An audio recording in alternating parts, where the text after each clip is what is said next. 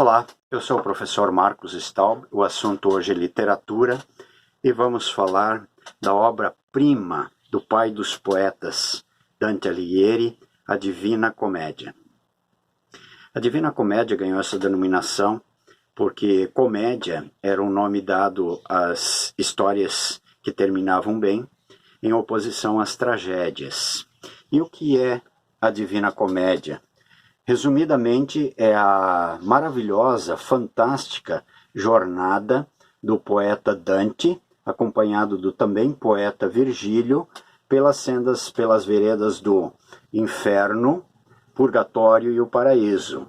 Notem que a obra é composta de 3 partes, e são 3 etapas, e a presença do número 3, que é um número místico, vai ser notada ao longo de toda a composição da obra, não apenas em seus 3 volumes. Porque o número 3, para o poeta Dante, era também importante religiosamente, simbolizando principalmente a Santíssima Trindade, o Pai, o Filho e o Espírito Santo. Mas quem é Dante? Dante é um poeta florentino do século XIV, e na época Florença era muito polarizada politicamente, e Dante foi então exilado por questões políticas, e ele jamais retornaria do exílio. E durante o seu tempo em exílio, ele compôs essa obra. A história principia com Virgílio, no meio da sua vida, não seja a idade de 35 anos, à época a expectativa de vida não era mais do que 70 anos, e então ele encontra-se numa selva escura, que é uma metáfora de uma vida em pecado, e ele se depara com 3 feras. Vejam a incidência novamente do número místico 3, simbolizando o fanatismo, a ganância e a ambição. Surge então Virgílio para conduzi-lo, e ele passa por uma antessala, o limbo, onde ficam os pagãos, que é a residência do próprio Virgílio, que, por ter nascido antes da era cristã, era pagão, mas mesmo assim era uma alma pura, uma alma elevada considerada por Dante.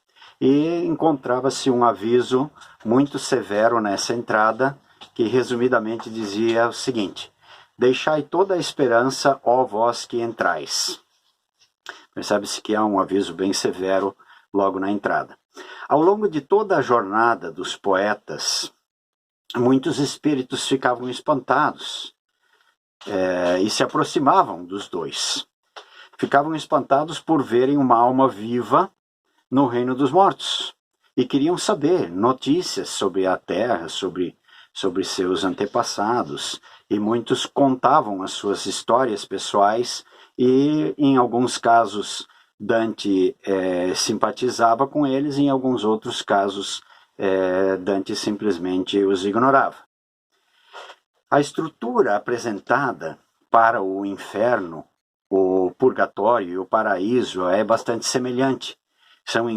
É a estrutura concêntrica em círculos de 9, ou seja, novamente aparece um múltiplo de 3.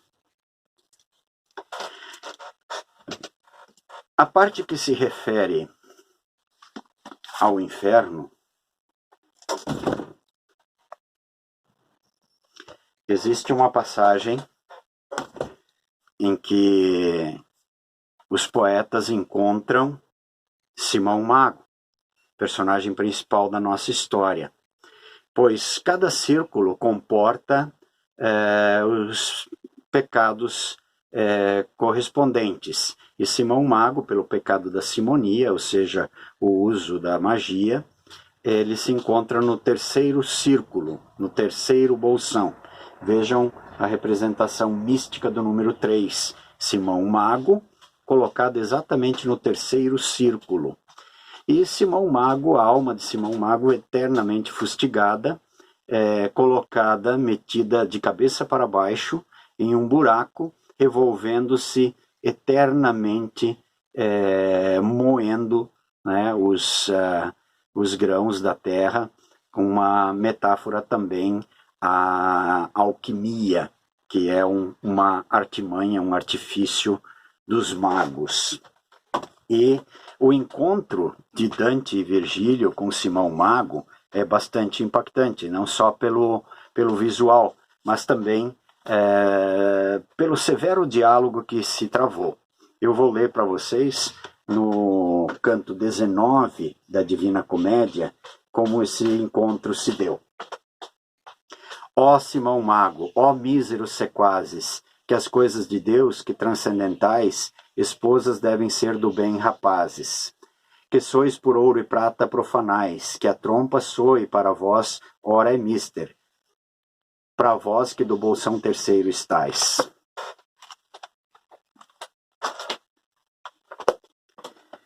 Terminada a jornada pelo inferno, então passam os poetas então para o purgatório. Também uma mesma estrutura, almas que ainda podem ser salvas ficam no purgatório. No inferno estão apenadas as almas condenadas para sempre, e no purgatório estão as almas que ainda podem ser salvas. E o poeta Virgílio ainda acompanha Dante por essa jornada, até que, finda a jornada do purgatório, então chega a etapa do paraíso.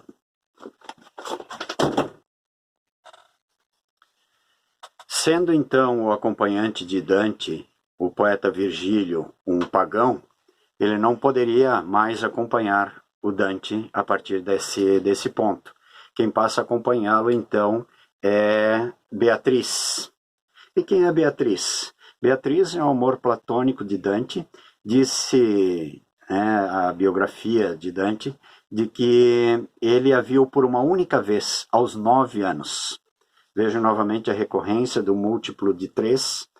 Aos 9 anos de idade, uma única vez, foi o bastante para Dante se apaixonar e dar a Beatriz o que nenhum homem poderia dar, né, que seria essa biografia, essa homenagem beatífica, e tornando o seu nome dessa forma imortal. Então, a partir desse momento, a alma beatífica de Beatriz passa a acompanhar o Dante no paraíso. Também aparece novamente os 3 céus, né? O céu das estrelas fixas, o céu da rosa mística e assim sucessivamente, até chegar mais próximo de Deus. À medida que eles vão se aproximando, Dante mal consegue, a Beatriz vai ficando mais bela e mais fulgurante, mais resplandecente, e Dante mal consegue sustentar o olhar. E então, a partir desse momento, ele não pode mais acompanhar, e a Beatriz, o local de parada dela é o local da rosa mística. Mais uma vez, uma referência mística. E a partir daí, então, Dante é acompanhado por São Bernardo. Agora fica a pergunta no ar: Dante poderá contemplar a figura de Deus? Deixo essa questão em aberto, não vou dar esse spoiler, mas qualquer adjetivo dado a essa obra seria insuficiente.